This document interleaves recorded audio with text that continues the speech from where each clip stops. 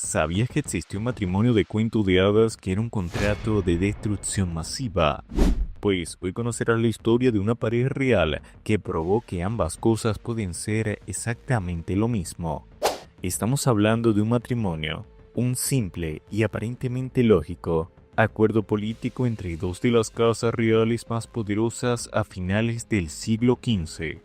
Así que no esperes fuegos artificiales ni amor a primera vista. Pero antes de comenzar, te invito a suscribirte al canal y activa la campanita de notificaciones.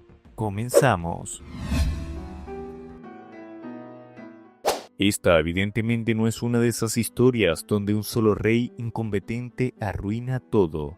No. En esta ocasión, la receta del desastre incluye una princesa tan inteligente y apasionada que la tacharon de loca, un príncipe tan guapo y ambicioso que lo apodaron el Hermoso, y que cumplía a rajatabla esa frase que dice que la belleza es vanidad. Asimismo, también hay un pequeño detalle, un error de cálculo dinástico que, en lugar de unir, desató un caos que irónicamente llevó a la creación del imperio más grande que el mundo haya visto jamás. Este matrimonio, orquestado con la precisión de un reloj suizo por los todopoderosos reyes católicos, no solo destruyó el sueño de una España tranquila, sino que puso las bases para casi 2 siglos de guerras europeas. Así que acomódate, ponte el gorro de detective histórico, porque vamos a ver cómo una boda en 1496 se convirtió en la bomba de tiempo que detonó la época dorada de los Habsburgo y los Trastámara. Primer capítulo: los Reyes Católicos y el plan perfecto de la boda. Para entender la magnitud del desastre, primero tenemos que mirar a los arquitectos de esta unión. Isabel I de Castilla y Fernando II de Aragón, los Reyes Católicos. Ellos acababan de unificar España, expulsar a los musulmanes de Granada y, oh sí, por si se me olvidaba, financiar el viajecito de un tal Cristóbal Colón. Era el epítome de la estrategia política. Su gran obsesión era la seguridad de su recién nacida España. Su mayor amenaza, Francia, el rival eterno. Entonces, ¿cuál fue su genial idea? Rodear a Francia con matrimonios estratégicos, creando así un muro de alianzas. Este era el plan perfecto de los abuelos de la diplomacia. Su hija Isabel se casó con el heredero de Portugal, su hijo Juan con la heredera de la Casa de Habsburgo en Austria. Y por último, la cuarta hija, esta no se salvaría. Juana se casaría con el heredero de Borgoña y Países Bajos, el famoso príncipe Felipe. Juana no era la heredera principal, era la reserva, la jugadora que estaba en el banquillo. A decir verdad, ¿qué tan malo podría ser un matrimonio político para una simple infanta? Entonces, si sus padres eran unos maestros de la estrategia, y Juana ni siquiera estaba en la línea de sucesión principal, ¿no es irónico que el matrimonio que menos importaba fuera el que acabó importando demasiado? A veces, la historia tiene un sentido del humor bastante retorcido, ¿no lo crees? Capítulo 2. Juana y Felipe. ¿Amor a primera vista o desastre inminente? Viajemos a Flandes, específicamente al año 1496. Juana, una joven de 16 años de edad, culta, inteligente y sorprendentemente liberada para su época, llega así a la corte borgoñona. Su esposo es Felipe de Habsburgo, de 18 años de edad, guapo, atlético, carismático y sobre todo un fiestero de primera. Su apodo es un poco curioso, el Hermoso, ya que, a decir verdad, lo tenía bien merecido. Lo que sigue no es el típico matrimonio concertado lleno de protocolo, sino que fue un flechazo a primera vista. Juana, que venía de la corte estricta de sus padres, se sintió inmediatamente atraída por la pasión y la vida desinhibida de Felipe. La leyenda dice que la noche que se conocieron, Juana ignoró el protocolo y exigió que la boda se celebrara inmediatamente, sin esperar a nadie. Vaya forma de empezar. El problema es que el amor de Juana era una cosa y el de Felipe evidentemente era otra. Para Juana, Felipe era el centro de su universo, un amor obsesivo y absorbente. Pero para Felipe, Juana era su boleto a España. Y, seamos honestos, solo una de las tantas mujeres que cruzaban su camino. Mientras Juana lo amaba con una intensidad desmedida, Felipe era un playboy que no perdía el tiempo en fidelidades. Por lo que los celos de Juana se hicieron legendarios, llegando a extremos públicos y violentos. Ahora conocerás el error de cálculo fatal que cambió todo.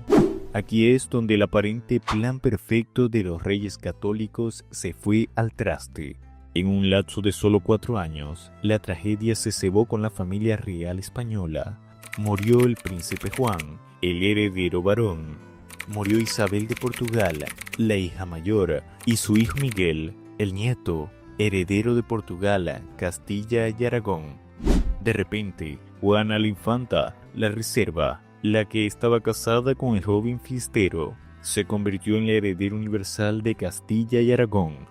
En el año 1500, en Gante, nacía su segundo hijo, un niño al que llamarían Carlos. Nadie lo sabía entonces, pero ese bebé ya tenía el destino de 2 continentes sobre sus pequeños hombros.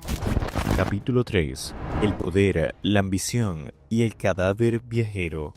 El matrimonio había pasado de ser un mero acuerdo a una amenaza existencial para la corona española. Fernando e Isabel vieron con horror cómo su hija, consumida por los celos y un estado mental inestable, compartía el lecho con un ambicioso príncipe extranjero que solo quería el poder, Felipe el Hermoso. Cuando Isabel la Católica murió en 1504, Juana fue finalmente proclamada reina de Castilla, y aquí es donde Felipe mostró sus verdaderos colores. Él no quería ser solo consorte, sino que quería el poder y deseaba reinar solo. En un movimiento político magistral y muy cínico, Felipe se alió con la nobleza castellana que estaba harta del Fernando el Católico. Su objetivo, declarar a Juana incapacitada para gobernar. Claramente, Fernando no era tonto. Para él, Juana no estaba loca por amor, sino que estaba siendo manipulada por el ambicioso de su marido. En esencia, padre y marido lucharon por el control del reino de Castilla, utilizando así a la reina como un mero peón. Ahora bien, hagamos una pausa, y si te está gustando el video te invito a dejarnos tu like. Asimismo, suscríbete al canal y activa la campanita de notificaciones, y así estarás siempre enterado cuando subamos una nueva historia. Continuamos. Por un lado, el padre diciendo, mi hija no está bien, y el marido diciendo, mi esposa no está cuerda. Alguien en esa época se preguntó si a lo mejor solo estaba harta de tanto hombre ambicioso a su alrededor, o quizás si un marido que se paseaba con amantes en su propia corte no tenía un poquito de culpa en la locura de su esposa. Estas son preguntas curiosas en las que podemos reflexionar.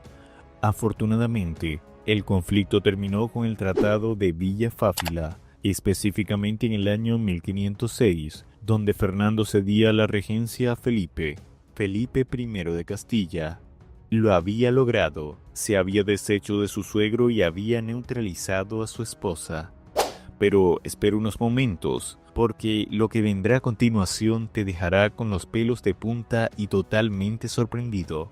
6 meses después de ser proclamado rey, Felipe muere repentinamente en Burgos, teniendo tan solo 28 años de edad. La historia oficial dice que fue por beber demasiada agua fría después de un partido de pelota. Sí, en serio, agua fría. Qué forma tan anticlimática de perder un trono. Juana, rota por el dolor, se negó a separarse de su esposo. Lo embalsamó, lo metió en un ataúd y comenzó un viaje fúnebre de casi 8 meses por la geografía castellana. Este no era un acto de amor romántico, sino un acto político de resistencia. Al no enterrarlo en Granada, como era su deseo, Juana evitaba que nadie pudiera declararla viuda y por lo tanto incapacitada para reinar. Ella, con el cadáver de su marido, seguía siendo la reina. Capítulo 4. El imperio donde nunca se ponía el sol, gracias al caos. Con Felipe muerto y Juana recluida, primero por su padre Fernando y luego a partir de 1517 por su propio hijo. Así, el escenario quedaría libre para la figura que lo cambiaría todo. Su nombre era Carlos de Gante, el hijo de Juan y Felipe, el nieto de los reyes católicos y del emperador Maximiliano de Habsburgo. Gracias a la serie de muertes y a este matrimonio destructivo, que fue tan fructífero que tuvieron 6 hijos, a pesar de sus claros problemas.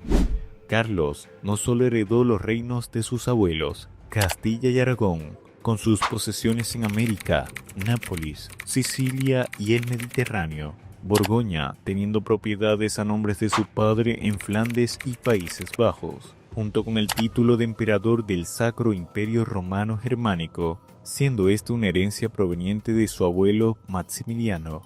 Así nace el imperio donde nunca se ponía el sol, Carlos I de España y V de Alemania.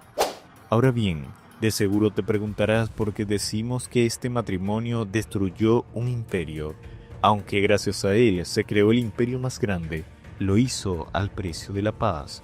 Destruyó la idea de una España aislada y unificada. Carlos era un extranjero. Su prioridad era la herencia de los Habsburgo y no solo de España. A causa de esto, destruyó la hacienda pública para así financiar su título imperial y sus constantes guerras en Europa, siendo estas libradas contra Francia, los protestantes y los otomanos. Por esto el oro de América se dilapidó. España pagó el precio de la ambición imperial de los Habsburgo. También destruyó la paz europea. La alianza con Borgoña era para rodear a Francia, pero cuando Carlos heredó Borgoña, Francia se sintió rodeada y acosada. Las guerras de Italia y los siguientes conflictos fueron, en gran medida, la consecuencia directa de ese árbol genealógico. Concluimos diciendo que Juana la Loca pasó nada menos que 46 años encerrada en Tordesillas, separada de su poder, de sus hijos y de la única persona que realmente amó, por muy desastroso que fuera, Felipe el Hermoso y Ambicioso. Claramente consiguió un trono, pero murió antes de poder disfrutarlo. Este matrimonio, ideado como un pacto de paz y seguridad para 2 naciones, se convirtió en una tormenta de celos, ambición y muerte dinástica que, al final, puso a su hijo en el centro del mundo. El amor de Juana fue tan desmesurado que la historia lo usó para anularla. Por otro lado, la ambición de Felipe fue tan grande que la historia lo terminó usando para apoderarse de su trono. Si lo piensas por un momento, Felipe el Hermoso tuvo que morir, Juana tuvo que volverse loca, y los hermanos tuvieron que desaparecer solo para que un imperio gigante pudiera nacer. Entonces, ¿a quién de los planificadores de esta boda le dieron el premio al acuerdo matrimonial más irónico de la historia? Porque realmente lo merecen. Así que la próxima vez que pienses que una boda es solo un vestido blanco y un pastel, te invito a recordar la historia de Juana y Felipe. No te olvides que, en ocasiones, un simple "sí quiero" en el altar puede ser el preludio al fin de una era y al nacimiento de un caos que durará siglos. Si te ha gustado esta historia de intriga, celos y destrucción imperial, apóyanos con un buen like y suscríbete al canal. Dime en los comentarios, ¿crees que Juana estaba realmente loca o tan solo fue una víctima de la ambición desmesurada de su marido y su padre? No te vayas sin comentar. Hasta la próxima.